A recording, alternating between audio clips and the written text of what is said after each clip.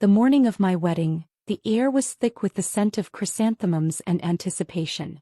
I stood in my childhood bedroom, the red cheapao hugging my form, a garment of exquisite silk that had cost my father a month's salary. Outside, the rhythmic beat of the village drums should have been heralding the approach of Leo's procession. But as the sun climbed higher, the drums fell silent, and the anticipation curdled into a cold, heavy dread. He wasn't coming. A strange, unsettling calm settled over me. It wasn't shock, nor the sharp sting of humiliation. It was a grim, certain recognition. He's been reborn too.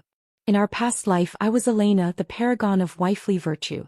I had polished my husband, Leo, until he shone, turning the rough, ambitious young man from a poor mountain village into one of the most influential figures in Harbor City. I tended to his ailing parents, managed his household with thrift and precision, and navigated the complex web of his social obligations with flawless grace. I sold a courtyard house, my own inheritance, to fund his sister Clara's study abroad, cementing his family's rise. And for all of it he hated me. His hatred had a name, Sophia Reed. She was his wistful poetry, his tragic muse. She had come to me, desperate, tears streaking her perfect face. She was pregnant, and the father, a married literature professor she'd been involved with, had abandoned her. She needed money, she said, to take care of it. She begged me to let her use Leo's name, just this once, to save her reputation. I, fool that I was, saw a sister betrayed by love and agreed. I gave her the money and kept her secret. The back-alley procedure she chose left her scarred and barren. She vanished from our city, and in Leo's heart she solidified as the one great love I had destroyed. He woke from a drunken stupor I had carefully orchestrated to not happen, believing he had been with her, believing the child was his. My act of mercy became, in his eyes, an act of monstrous jealousy. So in this new life he had chosen to teach me a lesson. A public, searing humiliation on our wedding day. He would let me languish in disgrace for a few years, he thought, until I was properly chastened, and then he would magnanimously take me back. Lydia? Are you all right? My mother's voice was frayed with worry at the door. I'm fine, Mama, I heard myself say, my voice eerily steady. The silence from the groom's party was deafening. My father, a man of quiet strength, paced the courtyard like a caged tiger, his face a thundercloud. Relatives whispered in frantic clusters, their glances towards my door filled with pity and a morbid curiosity. After several agonizing hours, a cousin returned from the neighboring village, his face ashen. The confirmation was delivered in a hushed, furious tone. The Grant family had backed out. Leo was not coming. My father slammed his fist on the wooden table, making the teacups rattle. This is an outrage. A deliberate insult, he roared, his voice cracking with a pain I knew was for me. He immediately gathered my uncles and marched towards the Grant household to demand an explanation. They returned hours later, defeated and dusty. The Grant family's gates had been locked, their house silent as a tomb. The message was clear. The humiliation was complete. The stress of the day was too much for my parents. Both took to their beds that night, feverish and heartsick. As I sat by my mother's bedside, cooling her forehead with a damp cloth, a profound and unexpected joy bloomed in my chest. I had come back to this life just in time. Thank the heavens. Everything could still be changed. While my father was still mustering his strength for another confrontation, I slipped away alone. I took the bus into town, my red cheapao drawing curious stares, and went straight to the marriage registration office. The kind-faced woman behind the counter remembered me. Oh dear. Back so soon? Don't worry, I have your documents right here. Just bring the stamped certificate back when you have it and I'll process everything. In my past life I had been so flustered, so grateful for her kindness. Now I offered her a practiced, weary smile. Thank you, but there's been a change of plans. May I have the unstamped certificate back? She looked confused but handed the papers over. I took them, the flimsy sheets feeling like a pardon from a death sentence. As I turned to leave, I bowed slightly and genuine tears, not of sorrow but of liberation, streamed down my face. Thank you, I whispered again. On the bus ride home, as we trundled through a quiet, tree-lined avenue, I saw them. Leo, his face radiant with a triumph I knew all too well, was holding Sophia Reed in a tight embrace. She was nestled against his chest, her face tilted up to his with a shy, glowing smile. Sophia, I heard his voice, muffled but fervent through the open window. This time I won't let you face anything alone. I will take full responsibility as the father. Then Sophia's eyes, flickering over the passing bus, met mine. A jolt of panic went through her. Her smile faltered and she quickly buried her face in Leo's shoulder. I turned my head away, my gaze cold and indifferent. I no longer cared for the man from my past life. Let him have his lie. He always believed that lost baby was his. Only Sophia and I knew the truth. It wasn't. And the tangled web of their new beginning was no longer my concern. My father was consumed by guilt.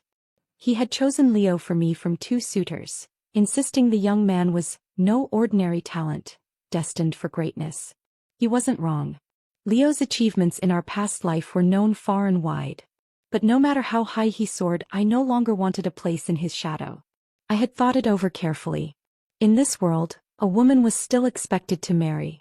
If I had to marry, I would choose the most solid, dependable man I knew. The one whose silent, steadfast love had outlasted even death in another lifetime.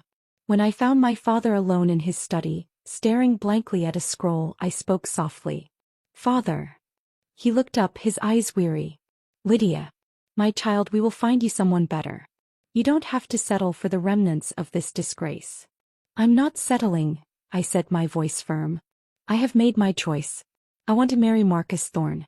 Ask him if he is willing." My father was stunned into silence. Marcus Thorne was the other suitor, the one he had passed over for Leo's dazzling potential. A soldier, solid and reliable as granite, but without Leo's cunning ambition. "Lydia, are you sure? He is a good man, but—" "I am sure, father. It's him." A memory surfaced, unbidden. From my past life, on this very day, a tall, powerfully built man with skin darkened by the sun had appeared at the edge of our village. He had stood there, drenched in sweat as if he had run a long way, his eyes fixed on me in my red wedding dress. Then, as our eyes met, he had turned and walked away, his shoulders slumped in a sorrow so profound I had felt it across the distance. 4 years after, I received anonymous packages. Money, rare spices, bolts of fine cloth, always from the remote bases where Marcus was stationed. It had stopped after a decade. I'd assumed he had moved on, found a family of his own. It wasn't until decades later, visiting a martyr's cemetery, that I found his headstone. He had died in the line of duty. And next to his name, etched in small, simple characters, were the words, "To my eternal love, Lydia." Someone had tossed me aside like a piece of broken pottery. Someone else had loved me with his entire life. Now, in this new chance, I would not let him walk away. My father, though skeptical, respected my decision. The shame of Leo's abandonment was a stain on our family, and my swift, decisive choice was a balm. He sent a messenger to the Thorne family who lived in a neighboring county. The response came not with a letter but with the man himself. Marcus Thorne appeared at our compound gate the very next morning, still in his military fatigues, his hair damp as if he had rushed here straight from duty. He stood stiffly, his cap in his hands, his whole body radiating a tense, almost fearful energy. My father ushered him into the main hall. I brought them tea, my hands steady, my gaze clear. When I handed Marcus his cup, our fingers brushed. A jolt like static electricity passed between us. His eyes, a deep, steady brown, met mine, and for a fleeting second, the tension in his face melted into something raw and hopeful. "Lydia," my father began, his voice formal. "Marcus has heard of our situation. He has come to pay his respects."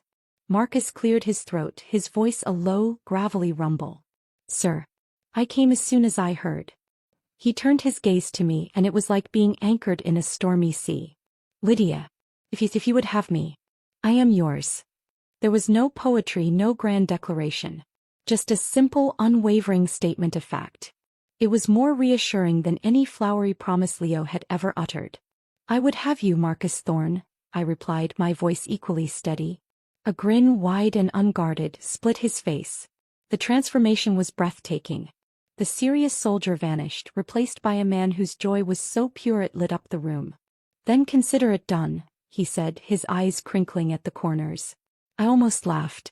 "Well, Marcus, I suppose it's your misfortune. I need to get married and you're still single. Let's just make do with each other."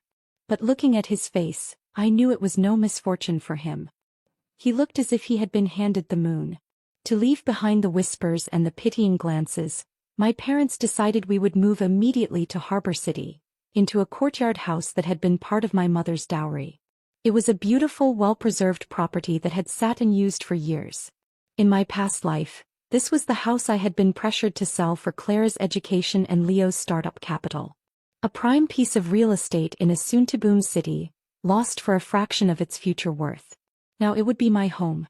The wedding was a simple, heartfelt affair, a stark contrast to the lavish, aborted spectacle with Leo. It was held in the courtyard of our new home, decorated with red lanterns and fragrant blooms. Marcus's parents, humble and kind-faced farmers, had made the journey. They held my hands, their eyes wet with tears, and welcomed me into their family with a sincerity the Grants had never shown. We bowed to our parents, to heaven and earth, and to each other. As I rose from my bow, I saw the look in Marcus's eyes. Not triumph, not possession, but a profound, reverent gratitude. It stole my breath. Unexpectedly, just after the ceremony, one of Marcus's subordinates arrived, breathless. There was an urgent assignment. Marcus's face fell, a storm of regret and duty warring in his expression. "Go," I said softly before he could speak. "Your duty calls. I will be here." He looked at me, stunned by my easy acceptance. In my past life I would have been anxious, worried about appearances. Now I felt only a steady support for the man who defended our country. Before he left, he pressed a small, worn notebook into my hands. It was his savings passbook and a deed to a small plot of land he owned. "It's not much," he rasped, his brow furrowed. "But it's everything I have. It's yours." Seeing the tension in him, I did something impulsive. I rose on my toes and pressed a soft, quick kiss to his lips. "I'll be waiting for you to come home," I whispered. His strong hands wrapped around my waist, pulling me close for a brief, solid moment. "Okay," he rasped against my hair, the single word laden with more promise than 1,000 poems. I had already decided. I would give Marcus everything, my loyalty, my trust. I would be a better wife than I had been in my past life, more patient, more at peace. I had assumed from our few formal meetings in the previous lifetime that he was a quiet, reserved man who wanted a steady, graceful wife. I believed no one could play that part better than I could. What I did not expect was the man who returned from his mission a week later. The quiet, reserved soldier was gone. In his place was a man of startling passion, a possessiveness that was not harsh but fiercely devoted. He was clingy. He seemed to physically ache if he was not touching me, his hand always finding the small of my back, his fingers twining with mine. He looked at me with a heat that could melt steel. The first few days after his return, I barely left our bedroom. He was insatiable, his love-making as intense and focused as I imagined he was in combat. In a moment of overwhelmed frustration, I kicked him lightly, only for him to catch my ankle, rested on his shoulder, and respond with even more devastating intensity. Our parents had bought adjoining courtyards, and the two families merged into one loud, happy clan. My mother and his mother became fast friends, cooking together, knitting and gossiping. They never interfered, only watched over us with quiet contentment. But soon I noticed a change in our meals. Specific dishes began to appear with alarming frequency. Scrambled eggs with chives, spicy pork kidney stew, goji berry and chicken soup. My face burned crimson as I understood the implication. I kept my head down, my cheeks flaming hotter each day. Only Marcus, shameless, had the nerve to comment. "Mother," he said one evening, spooning the suspicious soup, "this is a bit salty today." "Father, this fish tastes muddy. Let it soak in clear water for a few days next time." And no matter what he requested, both of our fathers would nod earnestly, taking notes. Marcus caught my eye and grinned, a smug, triumphant look. "I'm riding your coattails, wife," he whispered later, pulling me onto his lap. "If I asked for the moon, I think Dad would find a way to pull it down from the sky so I could taste it." Our parents had long resigned themselves to the idea that I might never marry. Now they were overjoyed. I blushed and pinched his hard waist. Instead of flinching, he leaned in, tapping his cheek. "Sweetheart, how about a few more kisses here too? When I'm out on missions, I live off those memories. They're what keep me going, feeling close to you." While I stayed home waiting peacefully. And I did not wait in vain.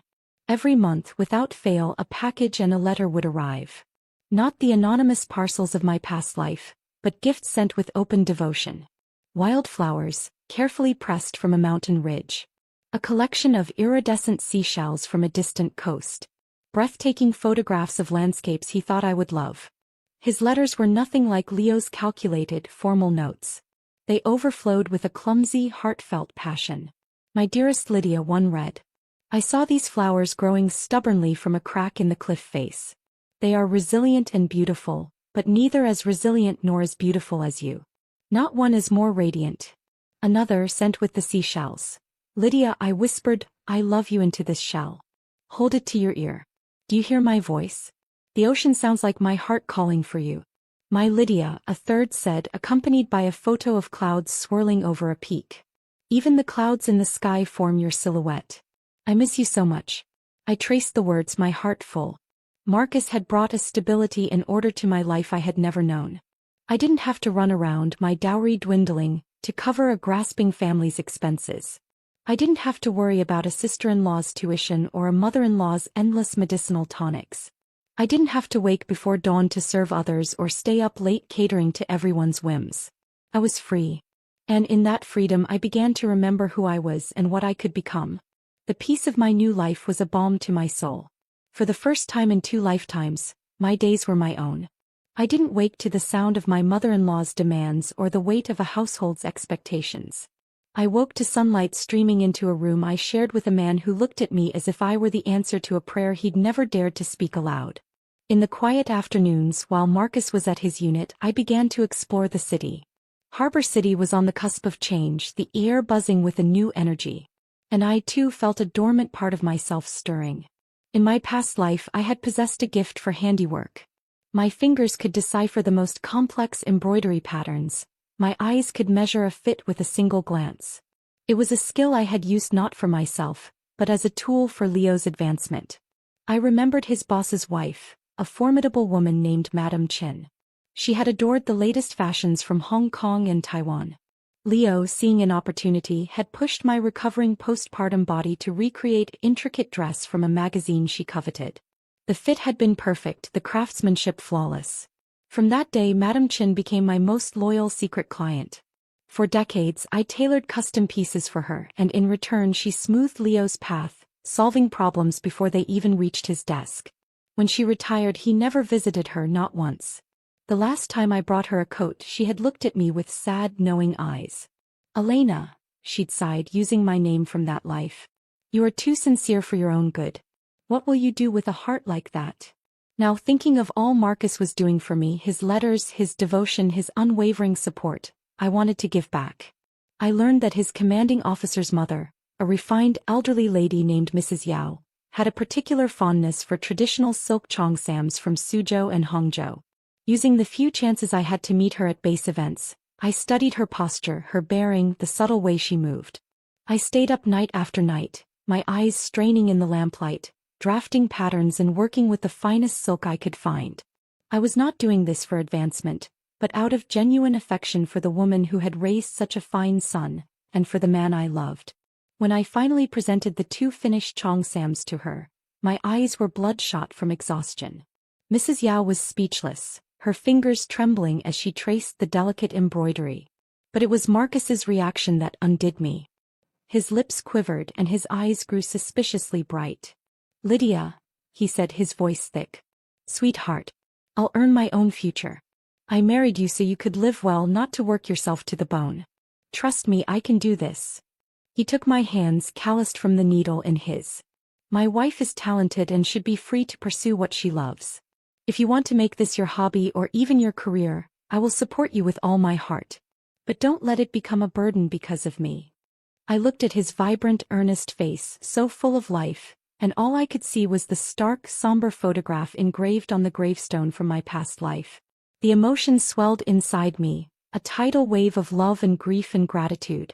I opened my mouth to speak, but instead of words, a wave of nausea rose, and I let out a series of dry heaves.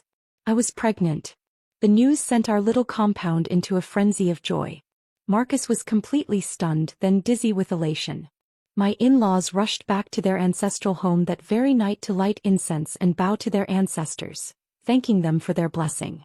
That boy, my father-in-law kept saying, his voice choked, has finally proven useful. Before returning to his unit, Marcus bragged shamelessly to his father. "Old man, if anyone should be bowing, it's to my wife. Without her, this family line would have ended with you." He didn't even finish the sentence before my mother-in-law chased him out the door with a feather duster, scolding him through her laughter. Marcus left, his grin wide and his step light. And far from neglecting me, my in-laws poured all their energy into my care. When they heard that free-range eggs from the countryside were more nutritious, my mother-in-law and my own mother traveled back to their village together just to buy them fresh.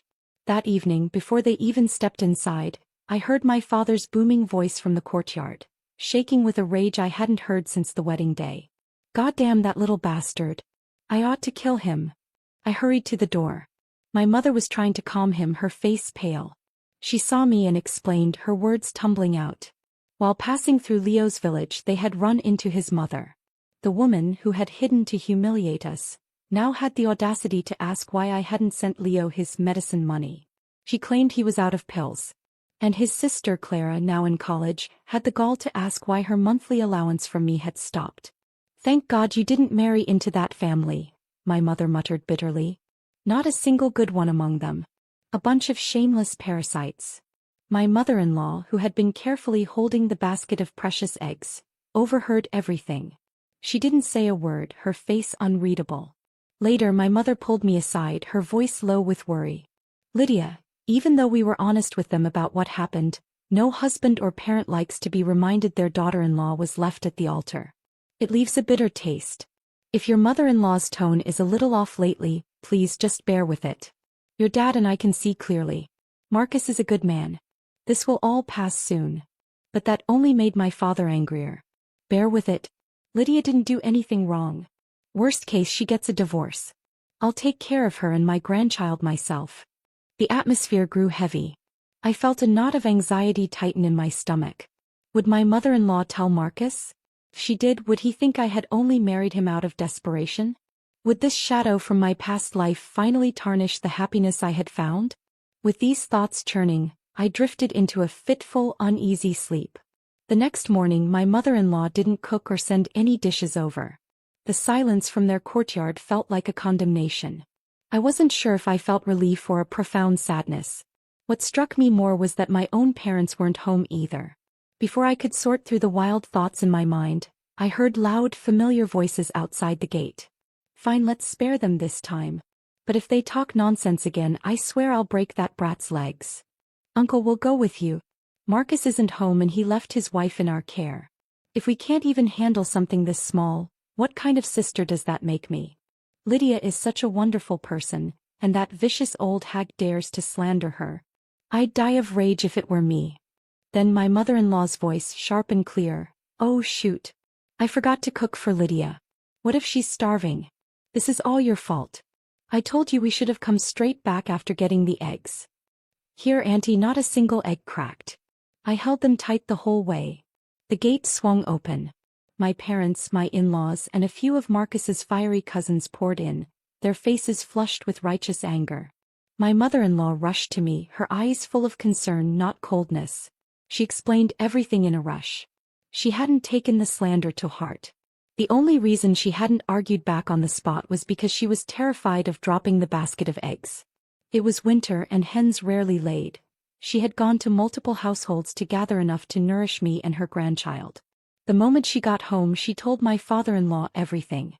Together with relatives, they had gone straight to confront Leo's family and reported them to the police and the village chief.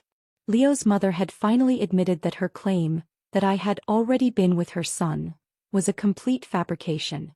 My mother-in-law, a retired teacher, had thrown all decorum aside. "I slapped that woman across the face repeatedly," she declared, her eyes flashing. "I told her, Lydia is such a good girl. Your son didn't deserve her. If I ever hear you slander my daughter-in-law again, I'll rip your filthy mouth off." Then she pressed several hundred yuan and a written, signed apology into my hand. "This is compensation from that nasty woman for the damage to your reputation." When she saw the police, she sobbed and begged for mercy, said she was momentarily possessed. She took my hands, her grip firm. "Lydia, don't be scared. Marcus may not be here, but your father-in-law and I will protect you." When my parents, who had gotten the news and rushed over, saw this, They were shocked and remorseful for their earlier pessimism. But my mother-in-law simply waved them off with confidence. My own child was being wronged. We know how to handle our own business. I looked at this fierce, wonderful woman who had fought for me, and the last of the shadows from my past life melted away in the warmth of this new family. I was not just safe. I was cherished. The next 5 years passed in a blur of contentment. I gave birth to our daughter, whom we named Lily. She had Marcus's steady brown eyes and a smile that could light up the darkest room. Soon after her birth, Marcus received a promotion and a transfer to a larger base thousands of miles away in Harbor City itself.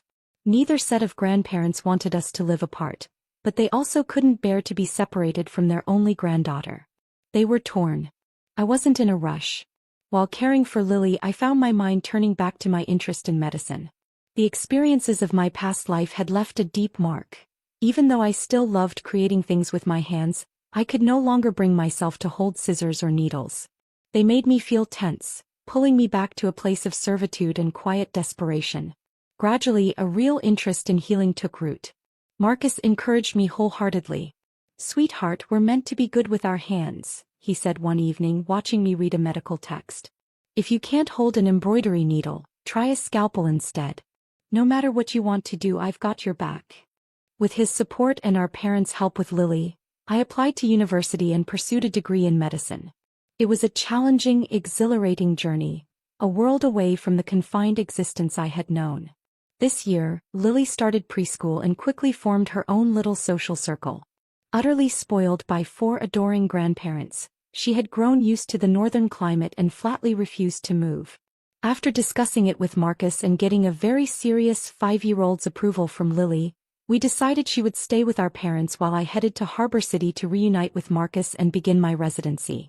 Maybe the city was just too small for the paths we were destined to cross. On my very first day reporting to the military hospital, I ran into the 2 people I least wanted to see. I was standing by the roadside, waiting for Marcus's driver, when a sleek foreign sedan pulled to a stop. Leo and Sophia stepped out. It was clear Leo had seized the advantages of his second life. He was thriving, dressed in an expensive, tailored suit, a picture of success. Sophia clung to his arm, her clothes the latest fashion, her smile brittle. When Leo saw me, a flicker of surprise was quickly replaced by smug recognition. He frowned, his posture stiffening. "Lydia," he said, his voice laced with a familiar impatience. "I just mailed you something 3 days ago. So you've been following me after all." He threw a business card at me. It fluttered to the ground between us. "Whatever. I don't want to talk here. Come to this address tonight. I've got something for you to do." Sophia's gaze flickered. She bit her lip, glaring at me with a resentment I knew all too well. Before I could utter a single word of rebuttal, they got back into the car and sped off. A few minutes later, a military jeep screeched to a halt beside me. A young private, flustered and sweating, jumped out. "Dr. Thorne." "So sorry, ma'am. Something came up at the unit. Am I late?" I gave him a reassuring smile, my heart rate already returning to normal. "I just got here myself. You're right on time. Let's go." Before getting in the car, I casually stepped on Leo's business card, grinding it under my heel before leaving it in the dust. I didn't take his words to heart at all. Neither he nor Sophia stirred even the slightest ripple in the calm lake of my present. So Marcus and I went to work as usual, completely unbothered. Leo, on the other hand, was not so unbothered. He paced his new, ostentatious office, glancing at his watch in frustration. "It's almost 8. Why isn't Lydia here yet?" Director Gao, a key connection from his past life, would be arriving in a few days. Leo was desperate to make a good impression. He remembered all too well how tough it had been working under him initially. It wasn't until 3 years later, when my tailoring skills had perfectly matched Madame Gao's tastes, that things finally smoothed out. By bringing me in early this time, he was certain he could win Director Gao's favor much sooner. The thought of me made him chuckle, a low, arrogant sound. "She's still the same as before," he thought, "hopelessly devoted to me, which is perfect." He had always planned to let her suffer for a few years, make her eat dirt, and once she was thoroughly humbled, he would take her back. After all, in our past life I had been utterly sincere, earning his family's approval and giving birth to an exceptional son who was just like him. Sophia had given him a son this time too. though unfortunately the child looked nothing like him. That made Leo miss his past life even more. He wasn't sure whether it was the status he longed for or the son who carried his face. Getting a second shot at life was thrilling, but starting from scratch again sucked. Right now he was just a mid-level officer with a bit of cash, not the powerful figure he used to be. So he wasn't worried. I would be here soon. Once I helped him win over Director Gao, and once he sold a property in the North Bridge suburbs to fund his comeback, he was confident he'd be back on top within a decade. As for the news his mother and sister brought up about me getting married, Leo didn't believe it for a second. That had to be a story my family made up to save face. Nothing more. If there was one thing Leo was sure of, it was this. The Lydia of his past life was the kind of woman who, once she gave her heart, gave it completely. That was exactly why, in this life, even if he kept Sophia as a mistress, he would still marry me. No one made a better wife than I did. A few days later, I was out shopping for household essentials when Sophia cornered me outside a department store. She smiled brightly, a practiced, empty expression. "Dr. Thorne. What a coincidence. Please try this coffee. The beans are imported from Brazil and ground by hand. The flavor is really rich." I was beyond exasperated. What were these two trying to pull? She took a sip of her own coffee, hesitating before looking at me with forced sweetness. "Lydia, I've been waiting here for you for days. Last time you didn't come to the house. I thought maybe you lost the business card. So you really came back here. I didn't think I'd actually run into you." She paused for effect. "My son with Leo is already 4 years old now. You should visit our home sometime." She smiled gently, a masterpiece of false benevolence. What happened before was our fault, mine and Leo's. But love itself isn't wrong. We really hope we can have your blessing. So she was trying to blur the timeline, to make it sound like she got pregnant with Leo's child after their relationship became official in this life. She probably didn't know that just yesterday, Leo had come to me with full confidence, demanding I return to the Grant family. He'd said he couldn't make things hard for Sophia, that she was so kind she'd rather get an abortion than interfere with my happiness. He told me, "Lydia, from now on you'll be the main wife. Sophia will be the second. Her child will call you Mom too." He'd even added, "This kind of arrangement is common abroad. What successful man doesn't have multiple wives? I hope you two can live in harmony." I'd always known these two were delusional, but I never imagined just how far that delusion could go. And then, right as Sophia was calmly eating a slice of cake, her son, who had been fidgeting nearby, began breathing fast and shallow, then collapsed onto the ground. My instincts as a doctor kicked in before I could think. I rushed over, kneeling beside him. It was clearly an acute allergic reaction. His airway was swelling. We had to get him to the hospital immediately. As I scrambled to help, checking his pulse and looking for an epinephrine pen in his mother's bag, Sophia, who seconds ago had looked composed and poised, burst into tears and threw herself into the arms of the man rushing through the door. "Leo, save our son," she cried, her voice a theatrical wail. I just wanted to bring him to meet Lydia. Who knew she would deliberately give him mango? I told her over and over again that Kevin is allergic. Leo turned to me with a fury that could burn cities. He stormed toward me, raising his hand to slap my face. But before his palm could land, my training kicked in. I caught his wrist and pressed down hard on a pressure point. His face instantly went pale, drenched in a cold sweat. "What a joke." I snapped, my voice cold as ice. "Did you think we med students were pushovers? Our professors pushed us like we were training to carry bulls on our backs." "Lydia, how could you do this to a child?" he shouted, cradling his numb hand. "You're disgusting. I never realized you were such a vile woman. I should have kept you in line longer." As he continued spewing nonsense, I couldn't take it anymore. "Shut up," I snapped. "Take him to the hospital now." Even as the doctors began treatment in the ear, I hadn't yet left when Sophia, still crying, grabbed my sleeve, demanding an explanation. Moments later, Leo's mother and sister Clara barged in. "Oh, my sweet grandson, my heart is breaking," his mom cried, ignoring me to fuss over the boy. Clara glared at me as if she wanted to rip me apart, while Leo held the weeping Sophia, murmuring words of comfort. Sophia peeked at me through teary eyes, then buried her face deeper into Leo's arms, a smirk of satisfaction barely concealed. He turned, his face cold, and barked, "Lydia, apologize." I had no interest in entertaining this ridiculous circus. I stood up to leave, but Leo grabbed my arm. As we struggled, a voice behind me asked, puzzled, "Dr. Thorne? What's going on?" "We're still waiting on you for the morning briefing." I turned to see several of my interns passing by. Young, one of the new arrivals, was among them. Without hesitation they came over and politely but firmly separated me from the deranged Grant entourage. Behind me, Leo's voice rang out in confusion. "Wait, what did you call her?" "Dr. Thorne." One of the interns replied brightly, "Of course. Dr. Thorne just transferred to our hospital. She's a top graduate from North Medical University. Professor Changing's most prized student." The silence that fell behind me was more satisfying than any revenge I could have ever planned. That evening, just after my shift ended, I stepped out of the hospital's main entrance into the cool evening air. I was mentally preparing for a quiet night at home with Marcus, who was due back from a short field exercise. But leaning against a lamppost, his face etched with a strange mix of fury and revelation, was Leo. "Lydia," he said, stepping forward to block my path. His voice was low, deliberate. "You've been reborn too, haven't you?" I wasn't even surprised he'd figured it out. In our past life, a seed of interest in medicine had been planted after a young female doctor treated a climbing injury with such elegant precision. I'd practiced suturing at home, fascinated. Leo had been completely dismissive. "If you can become a doctor," he'd sneered, "then pigs can climb trees." I looked at him now, this man who had once held my entire world in his hands and deliberately let it shatter. A profound sense of disdain washed over me.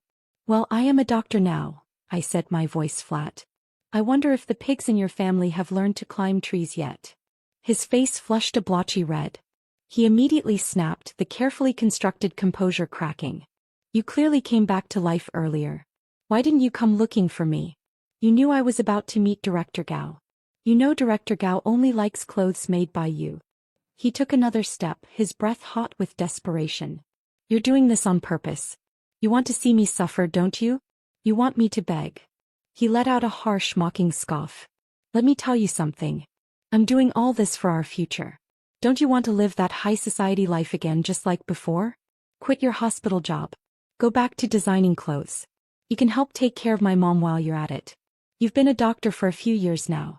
You should be more experienced with elder care. That works out perfectly." I listened, utterly sickened by the sheer, unadulterated entitlement. In my past life, I knew he was the type to kick you when you were down and burn the bridge after crossing it. But I hadn't realized just how disgustingly, pathologically self-important he could be. He saw my entire existence, my hard-won career, as nothing more than a convenient tool for his own ascent. As the end of the workday approached, familiar colleagues began trickling out in twos and threes. They eyed me and Leo curiously as we stood at the hospital entrance, our postures speaking of a tense confrontation. Leo, misreading their attention as validation of his own importance, stepped forward with a smug, possessive air and reached for my hand. I immediately pulled back as if burned. "Take one more step and I'll call security," I said, my voice low and dangerous. "This is a military hospital. The guards here could take down 3 of you with one hand." I met his gaze, letting all the coldness of 2 lifetimes show in my eyes. "And stop flattering yourself. I'm already married." Leo froze, stunned into momentary silence. That's impossible," he stammered, his confidence faltering. You wouldn't marry anyone but me." A voice, familiar and beloved, cut through the tension like a warm knife through butter. "She did. Married me. Legally. Officially. National marriage law recognizes us as lifelong partners." Marcus stepped beside me, his presence a solid, reassuring wall. He didn't even glance at Leo. His eyes were only on me, his gaze softening as he took my hand and interlocked our fingers tightly. "And who are you to question that?" I leaned into his strength, my anger melting away into sheer relief. "I thought you weren't supposed to be back until tomorrow," I whispered. He lowered his head, his voice a husky, intimate rumble meant only for me. "I missed you. Caught the night train back." Behind us, Leo shouted, frustration and ego finally boiling over. He tried to chase after us, but 2 of Marcus's unit guards materialized, blocking his path and holding him firmly back. From a distance I could still hear his hysterical, fading yells. "Lydia! You can only marry me. You're mine. You've always been mine. Marcus held my hand, his grin a private possessive thing as he twined his fingers tighter with mine. A little separation makes reunion sweeter, he whispered, a promise and a threat that sent a delicious shiver down my spine. He had a way of making me feel both fiercely protected and intensely desired, a combination that never failed to undo me. How was it that I, a respectable doctor, always ended up utterly wonderfully ravished by this man? Later, as I lay breathless and sated in our bed, he would just smile lazily, pull the blanket over both of us and say, "Sweetheart, you worry too much. Even your old professor at North Med said you were the toughest student he ever taught, physically and mentally. You'll be fine." A couple of months later, I volunteered for a teaching rotation in a remote county. When I returned to Harbor City, it was already deep autumn, the air crisp and clean. My coworkers immediately pulled me aside, their faces a mixture of amusement and concern. Intern Young became my chief gossip. "Dr. Thorne, you should have seen it. This strange man has been standing outside the hospital every single day, rain or shine, showing up exactly at the start and end of each shift like clockwork." She described it in vivid detail. At first, security thought he was some kind of creep, but then they saw he was just standing there like an idiot, clearly waiting for someone. They stopped bothering him after a while. She leaned in, her eyes wide. "Director Jiang, you should have seen it. He's actually kind of good looking, but this big guy just stood there, sometimes crying. Scared the hell out of us." Young had barely finished her report when, sure enough, the very next day I found Leo waiting for me outside the hospital gates. Seeing the security guards watching him closely, I raised my hand gently to calm them. I needed to end this once and for all. "Lydia, I was wrong." Leo blurted out, panic sharp in his voice. "I was too arrogant. I see that now. Please come back to me." He was crying, the tears messy and real, his composure completely gone. He was rambling desperately. "We were married for years in our last life. We had a son. You're supposed to be with me. We even registered our marriage. You can leave him. I don't care. I'll still marry you." I looked at him, calm and utterly tired. "Leo," I said, my voice devoid of all emotion. "After you ran out on our wedding, I was relieved. When I woke up in this life, I was terrified that I might have already married you. So the moment you ditched me, I went into town and reclaimed our marriage application." He stood frozen, stunned by the finality of my action all those years ago. "I've been married for years," I continued, the words falling like stones. "I have a daughter. A beautiful, sweet little girl. She doesn't have to tiptoe between her dad and grandma. She's surrounded by people who love her unconditionally." Thinking back to the past, Leo opened his mouth but nothing came out. Finally, with red-rimmed eyes, he muttered, "Lydia, I know I was wrong. I just wanted to let you cool off for a few years. I never intended to let you go. I wrote you a letter every year, but I only just found out that Sophia was hiding them from you. You see, it wasn't my fault." He was pleading now, a broken man clinging to a narrative he'd built for himself. "Just give me another chance. Think about our son. He looks just like me. So smart. So promising. Please, Lydia. I really was wrong." I was beyond fed up with his endless clinging and groveling. But I thought of the promise I had made to Marcus and I held back my disgust.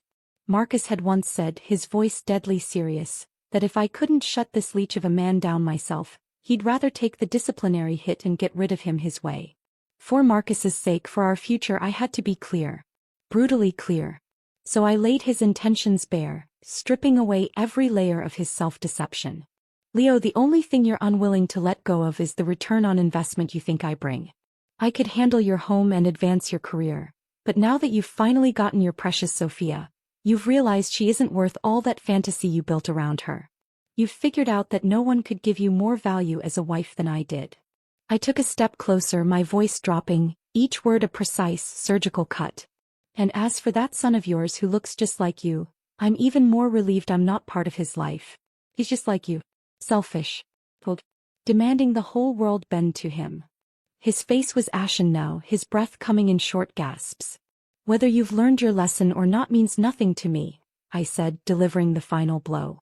"In my past life, I did everything a wife, a mother, and a daughter-in-law was supposed to do. But marrying into your family was the most disgusting mistake I ever made. You have no idea how many nights I spent regretting it. Toward the end, even just seeing your face made me sick." I looked him up and down, my lip curling. just like it does now. Leo's legs seemed to give way. He stumbled backward and collapsed to the ground, mumbling in disbelief. How?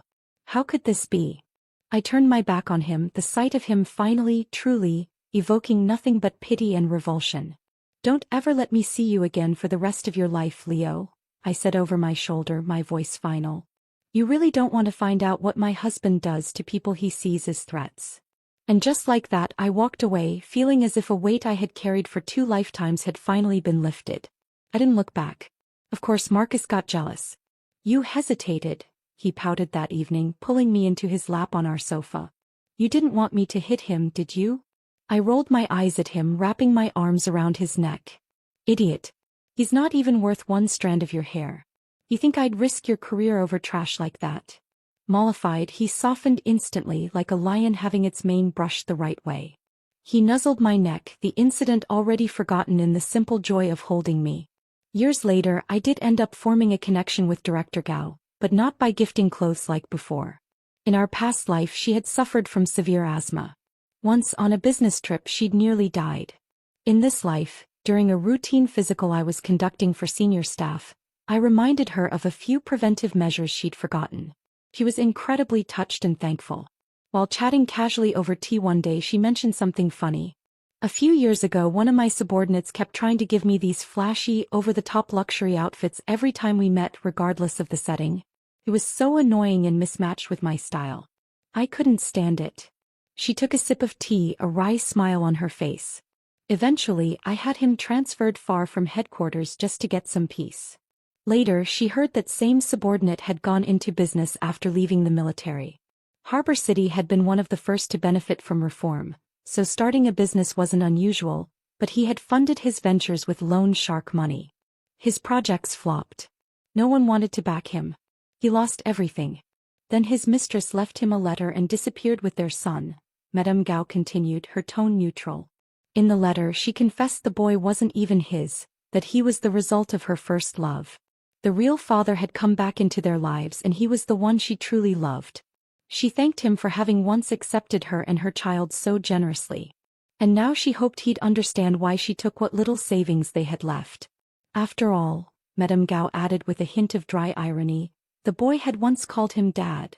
She concluded the story. When his elderly mother found out the grandson she had loved for years wasn't really blood, she suffered a stroke and died just days later in the hospital. That man, utterly broken, was last seen sitting by the roaring river, clutching a stack of letters, no one knowing what he was thinking. After that he vanished.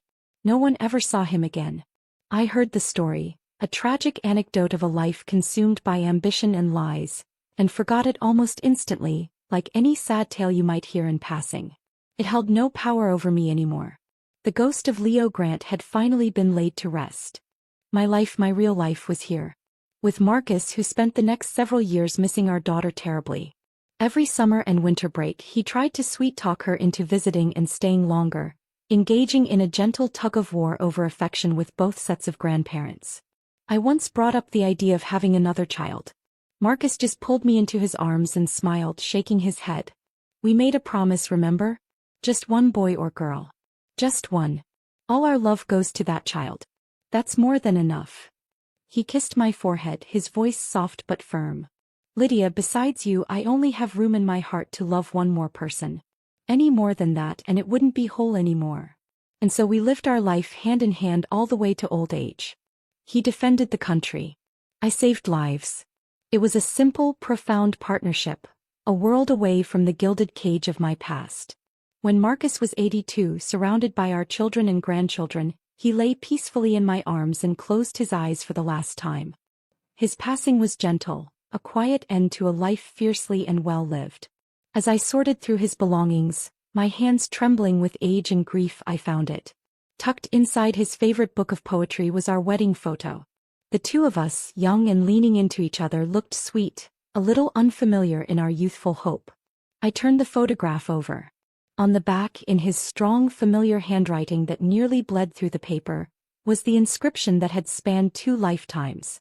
Lydia, my forever love. Of course. Here is the continuation of the story, bringing it to its conclusion. The years after Marcus's passing were draped in a quiet, profound stillness.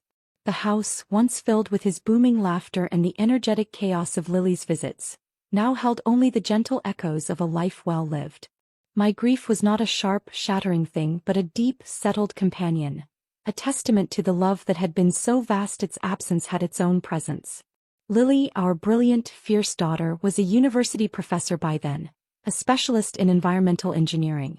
She had inherited her father's steadfastness and, much to my secret amusement, a touch of his protective ferocity. She tried to get me to move in with her and her young family, but I refused. This home filled with Marcus was my anchor. I continued my work at the military hospital in a consulting capacity long after official retirement, my hands, which had once wielded needles and then scalpels, now content to hold a pen or offer a steadying touch to a young intern. My life had been a tapestry of service, but this final chapter was one of quiet guidance and deep personal peace. One crisp autumn afternoon, while sorting through a box of old medical journals in the hospital library, I heard a hesitant voice. "Dr. Thorne." I turned.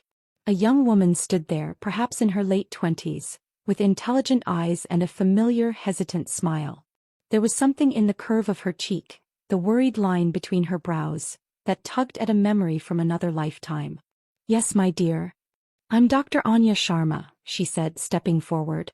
I believe you knew my grandmother. Madam Chin." The name landed not with a pang of old pain, but with a warm ripple of nostalgia. "Madam Chin," I repeated, a genuine smile touching my lips. "Of course. She was a formidable woman." "How is she?" Anya's smile softened. "She passed 2 years ago peacefully.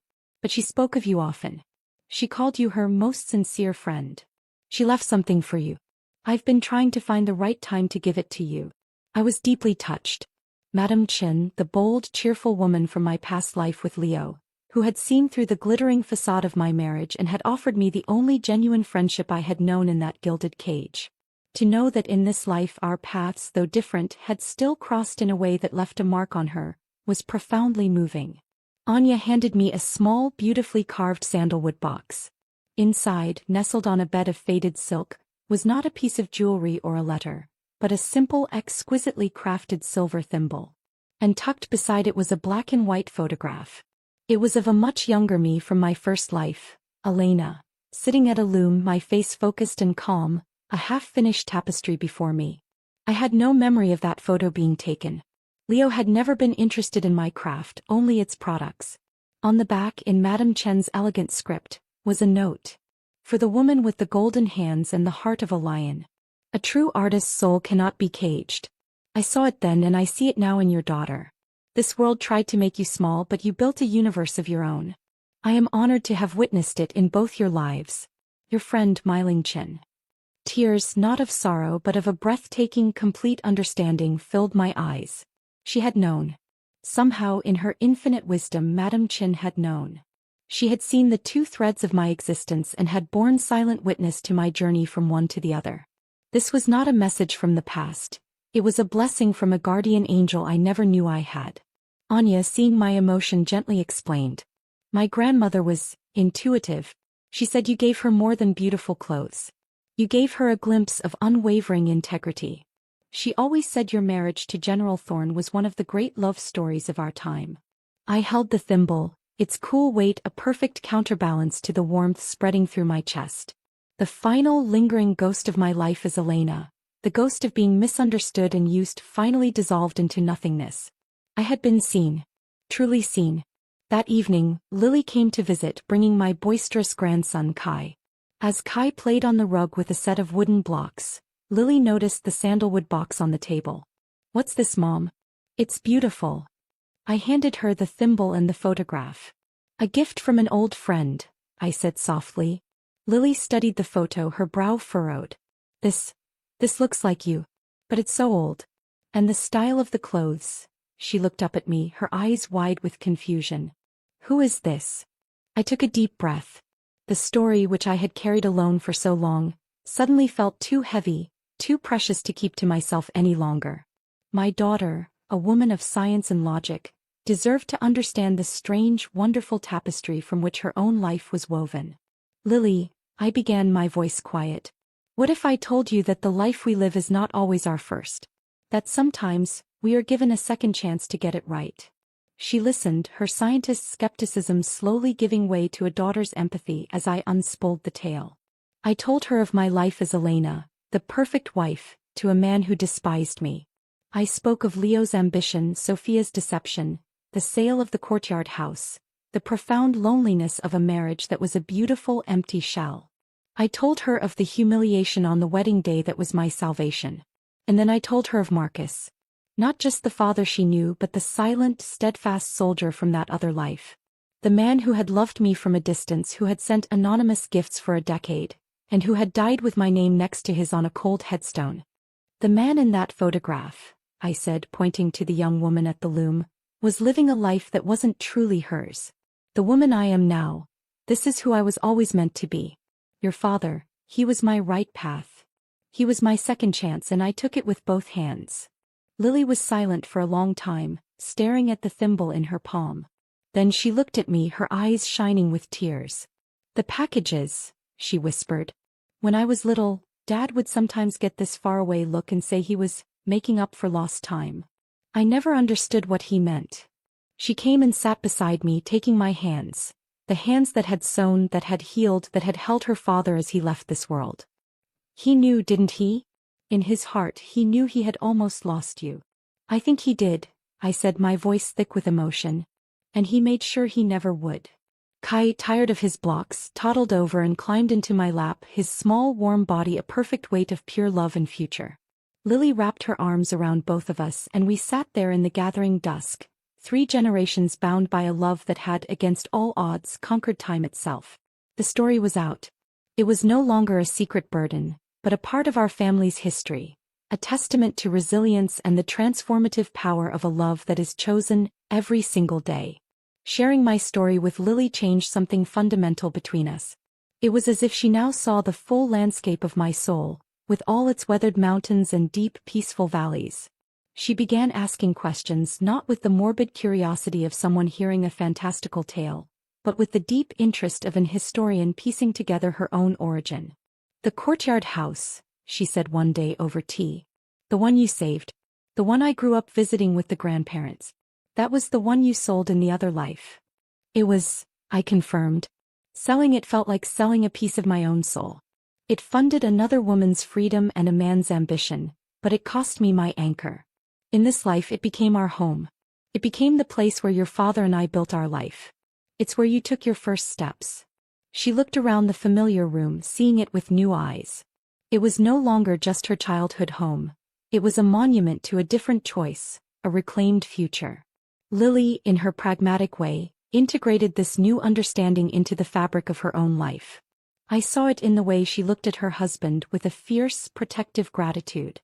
I saw it in the way she raised Kai, teaching him not just to be successful but to be kind, to be present, to value the people in his life above all else. The ghost of Leo's legacy, of coldness and entitlement, would not touch my bloodline. A few years later, Lily was involved in a large urban renewal project in the oldest part of Harbor City. She came to me one evening, her face alight with a mix of excitement and solemnity. "Mom, you'll never believe what we found. One of the properties the city acquired for the project was a derelict factory. When we were doing the historical assessment, we found the original land deeds. It was built on the grounds of an old, demolished courtyard house." She laid a folder on the table in front of me. Inside were photocopies of faded documents and a modern photograph of a weed-choked concrete lot. But I didn't need the picture. I knew. The address was seared into my memory. It was the location of the Grant family's original home in the city. The base from which Leo had tried to launch his empire in this life. "The records are a mess," Lily continued, her voice carefully neutral. "The owner took out massive loans against it, defaulted, and it was seized by creditors years ago. The business he started there, a textile import-export company, went bankrupt. There were rumors about embezzlement, about a mistress who disappeared with company funds.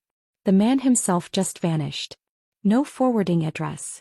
No death certificate. Nothing." She was watching me, looking for a reaction. I felt nothing but a distant, quiet pity. Leo had his second chance. He had the same advantages of foresight that I had. But he had used them to chase the same hollow prizes, to repeat the same patterns of blame and entitlement. He had sought to rebuild his gilded cage while I had chosen to plant a garden. His path had led him back to the same emptiness, perhaps even a greater one. Some people, I said, closing the folder and pushing it gently back toward her, are given a new canvas and fresh paint, but they only know how to paint the same old dark picture. They are prisoners of their own nature. Lily nodded, understanding. The project will be a community center with a public garden.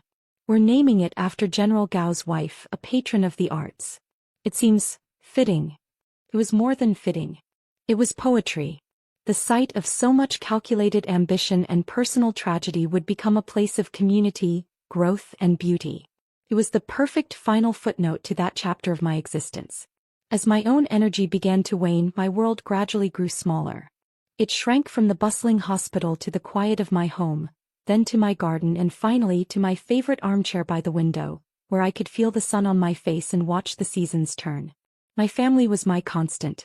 Lily, her husband, and a teenage Kai, who was now taller than all of us and possessed his grandfather's steady gaze.